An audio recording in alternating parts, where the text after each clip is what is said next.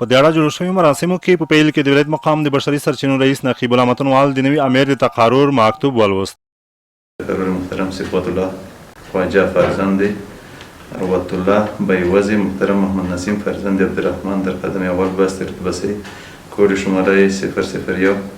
و حیث امیر رادیو تلویزیون ملی ولایت خوست از طریق صدور جواز کار به ادارات محترم زیرت ابلاغ می‌گردد.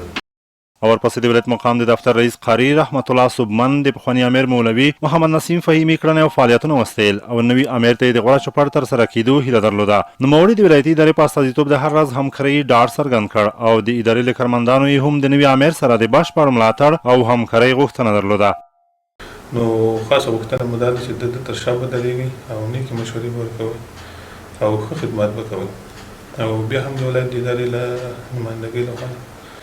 ده ته ډاډ ورکوم چې انشاءالله په هر بخش کې کوم کارونه چې ده په موږ باندې کېږي په هر وخت کې انشاءالله موږ د تر شا یو موږ به انشاءالله د سره پوره همکاري کوو کومک ورسره کوو. د خوست ملي راډیو ټلویزیون پخواني امیر محمد نسیم فهیمي ویل په ادارو کې تغییر او تبدیل یو اصل دی نو د اصل ته په کتو او د مشرانو پریکړو ته لبیک وایو. د مشرانو ټولو هغو اوامرو ته چې د شریعت په رڼا کې وي موږ هر وخت لبیک ته تیار یو.